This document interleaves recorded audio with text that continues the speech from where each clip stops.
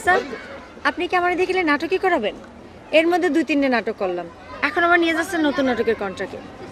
আপনি না করলেন আপনার এফডিসির সাথে পরিচয় আছে, আমার সাথে যোগাযোগ করে দিবেন। তা এখন এসব কি হচ্ছে?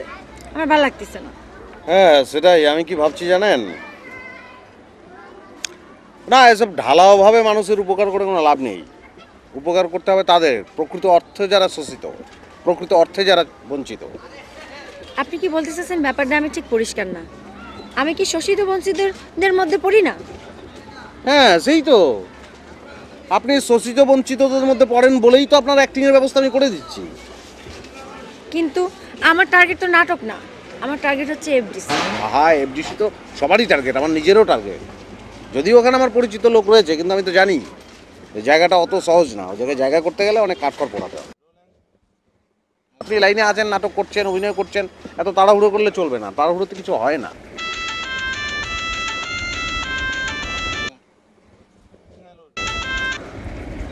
হ্যালো লালু, জি দাদা। তুমি এখন কোথায়? দাদা আমি তো ওই বাসায়। কেন বলুন তো? বাসায়? আর আমি যে চারপাশে গাড়ি ঘোড়া শব্দ শুনতে পাচ্ছি, তুমি মিথ্যা কথা বলছো কেন? হ্যাঁ যে দাদা এগুলো বলবেন না, আমি মিথ্যে কথা এখন একদম বলি না। আমি বাসার মধ্যে বসে আছি, জানালা খুলে আছি, প্যাঁপো শব্দ হচ্ছে, আমি কি করব? আমি এখন অন্য পথে আছি, আমি দরগা শরীফে যাই, আমি দিনের পথে আছি, এসব মিথ্যে কথাটা তো আমি এখন বলি না। দিনের পথে থাকো আর যে কোনো পথে থাকো, এটা আমার কথা না। কথা হলো তুমি আধা ঘন্টার ভিতরে আমার সাথে এখানে দেখা করবে। কি বলছেন দাদা, এটা কেমন করে সম্ভব বলুন তো? আধা ঘন্টার মধ্যে আপনার সঙ্গে আমি দেখা করবো? সম্ভব। প্লিজ প্লিজ দাদা, আপনি কিছু মনে করবেন না, আমি আমি আমি আসলে পারবো না দাদা। তুমি আমার কথা শুনতে একদম বাধ্য। আমি যে অবস্থায় আছি সিচুয়েশনটা বুঝতে পারছি না, আমি পারবো না দাদা আসতে। আমি যা বলছি শোনো, তুমি এখনই আধা ঘন্টার ভিতরে আমার সাথে দেখা করো। ঠিক আছে আসছি।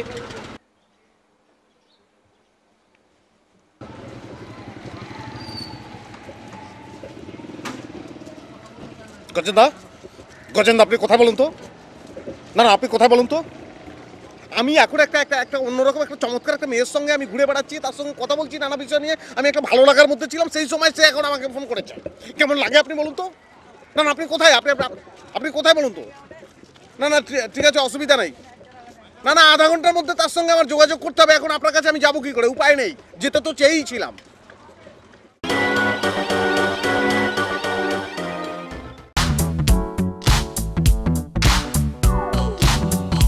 হ্যাঁ কি অবস্থা শানুর?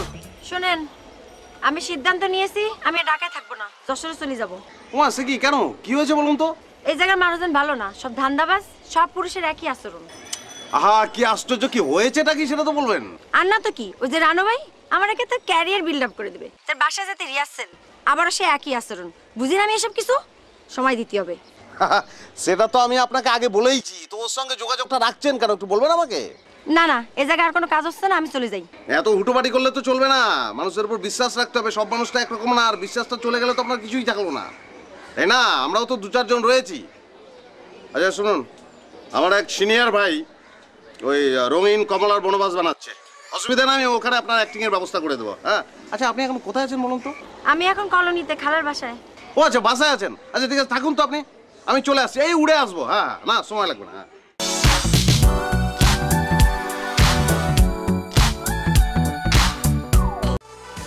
লা ইলাহা ইল্লাল্লাহ, লা ইলাহা ইল্লাল্লাহ, লা ইলাহা ইল্লাল্লাহ, লা ইলাহা ইল্লাল্লাহ। কি হয়েছে বলুন তো? লালু কি শোনো ভাই, সমস্যা বলুন তো? আমরা সবাই পাপের মধ্যে ডুবে আছি। হ্যাঁ সে তো নিশ্চয়ই।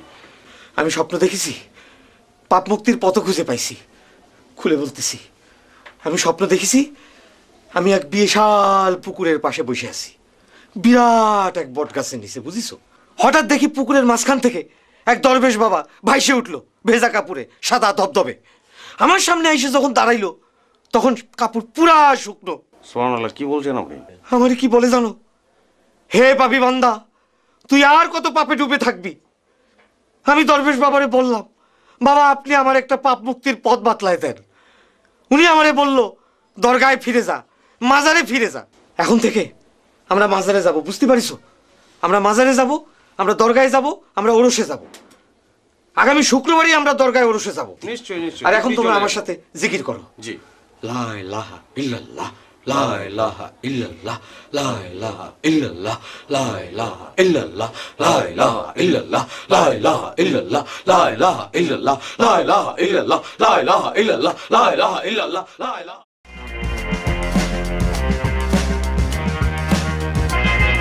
কি আশ্চর্য, হ্যাঁ তাকিয়ে রয়েছেন?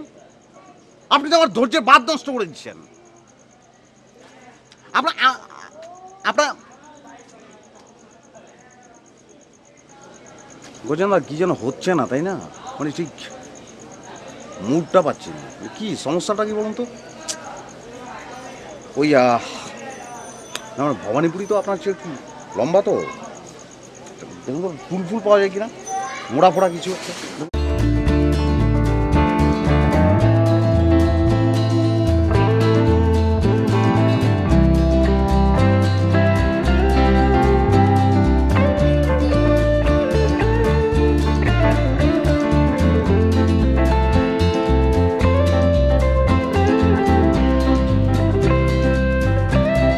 এই তুই নিজেকে কি মনে করিস? হ্যাঁ, লম্বা হলেই মানুষ বড় হয়ে যায়। আর কেউ মানুষ না, তুই মানুষ। এই তুই শিল্পের লাইনে কি করে এলি বলতো? হ্যাঁ, তোর কি যোগ্যতা আছে শিল্পের লাইনে থাকার? বল, বোঝা আমাকে। শালা তুই তো খুনি হবি, খুনি। তোর তো খুনি হওয়া উচিত। কি খুনি হবি কি তুই?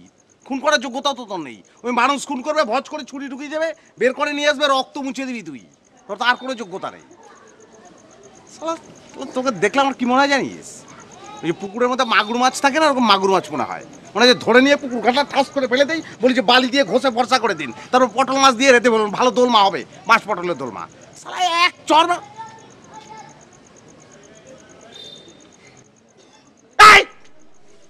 তুই চুল করেছিস কেন? তুই চুল করলি কেন? তুই আমাকে জিজ্ঞেস করেছিস, আমার অর্ডার নিয়েছিস? তুই যা কিছু করবি আমার অর্ডার নিতে হবে। তুই বল, বলতে আমার চুল করছে, বল। আমার চুল করছে তো। হ্যাঁ, চুলকা। তোর শালা বংশই খারাপ, তোর বংশ খারাপ, তোর ব্লাড খারাপ, তোর 14 জেনারেশন খারাপ, তোর বাবা চাচা যা কিছু আছে সব খারাপ, চরিত্রহীন সব। তুই শিল্প তুমি আমার বাড়িতে এসে আমার ছেলের এইভাবে গালাগালি করতেছো, তোমার সাহস তো মন্দ নাই। গজেন না, বুঝিয়ে বলুন। বাবা বাবা তুমি বুঝতেছো না, আমরা তো নাটক করতে। আর একটি গালাগালি করবে তাহলে তোমার গাল থাবড়ায় ফাড়ায় ফেলবো। বাবা নাটক, এটা হলো নাটক, নাটকে রিহার্সাল করতেছো। হ্যাঁ রিহার্সাল। আচ্ছা তাহলে আরেকবার করো বাবা, আমি দেখি। যে কাকু ওই যে কি নিয়ে বলছিলাম যেন, ব্লাড 14 জেনারেশন নিয়ে কথা বলছিলাম।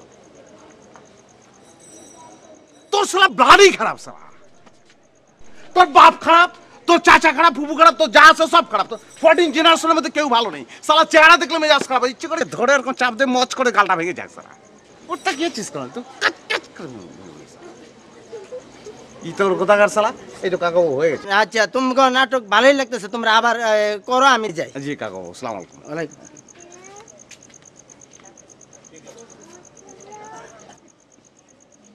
এই শালা, এই তোর বাপ ঘরে ছিল আমাকে জানাসনি কেন আগে? হ্যাঁ, তোর বাপ যে ঘরে ছিল এটা আমাকে বলবি না?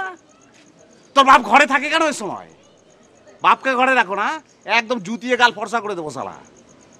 এই তোর কোথাকার আবার গোল গোল করে তাকিয়ে আছিস শালা। শালা দেবো না শালা, ইচ্ছে করে সামনে দুটো দাঁত ভেঙে উন্মাদ বানিয়ে দেই।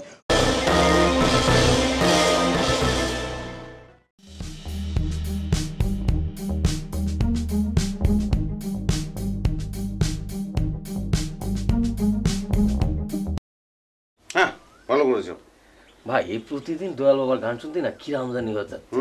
একটা কাজ করি, আপনার একটা নতুন গান শোনাচ্ছি, বুঝছেন? দেখেন কিরাম লাগে।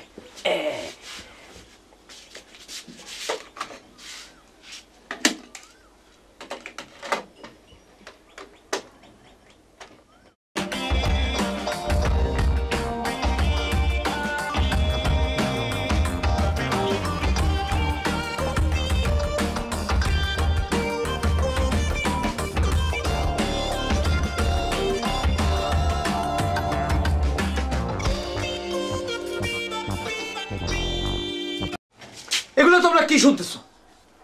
হয়েছে কি ভাই, মানে প্রতিদিন তো এই আপনার শুনছি, তো এখন মনে হলো একটু নতুন করে একটু চেঞ্জ করা দরকার, বুঝছেন? তুমি চুপ করো, একদম চুপ করো। আমরা একটা পবিত্র চিন্তার মধ্যে দিয়ে যাচ্ছি। তোমার মধ্যে এখনো খাজা বাবা প্রবেশ করেনি ঠিক মতো, তোমার দিলে এখনো প্রবেশ করে নাই। আমরা কোথায় একটা পবিত্র চিন্তার মধ্যে দিয়ে যাচ্ছি। খাজা বাবা আমার একটা দিল, আমি একটা সিনেমা বানাতে যাচ্ছি, আর এর মধ্যে তুমি এই সমস্ত গান শুনতেছো। আহা সফিদা, আমরা খাজা বাবার আসে কান ভাব শিষ্য, আমরা একটা পবিত্রতার আবহের মধ্যে রয়েছি। সে জায়গায় এরকম চিৎকার চেঁচামেচি করলে চলবে? উচ্চস্বরে কি কথা বলা যাবে আপনি বলুন? কখনোই যাবে না। সব ভুলকে অন্যায়কে ক্ষমা সুন্দর দৃষ্টিতে দেখতে হবে, কিন্তু ক্ষমা করে দিন। আচ্ছা আচ্ছা ঠিক আছে, আই লেখু যাও খাবার নিয়ে আসো। জি। শোনো লালু, আমার সিনেমার জন্য একটা ভালো নায়িকা খুঁজে দাও তো। হয়ে গেছে, ফার্স্ট ক্লাস একটা মেয়ে আপনাকে দিয়ে দেবো। ওরে বাবা, দারুণ চমৎকার ফিগার। মেয়ে কটা লাগবে আপনার আমাকে বলবেন, ঘন্টায় ঘন্টায় মেয়ে আমার কাছে। অসাধারণ। শোনো লেখু, আমার খাওয়া যথার্থ হয়েছে, কিন্তু তুমি যে পরিমাণে ভাত রেঁধেছো আমার মনে হয় না তোমরা দুজনের পেট ভরে খাইতে পেরেছো। ঠিক আছে, এরপরে একটু বেশি ভাত রান্না করবা। শুনুন লেখু ভাই, চাল যেটুকু দেবেন গুনে গুনে কিন্তু ভাত 2.5 গুণ হয়ে যাবে, সুতরাং বুঝে ওই পরিমাণ চাল দেবেন, তাই না সুবিধা? বুঝিছো? হ্যাঁ, এখন এগুলো নিয়ে যাও।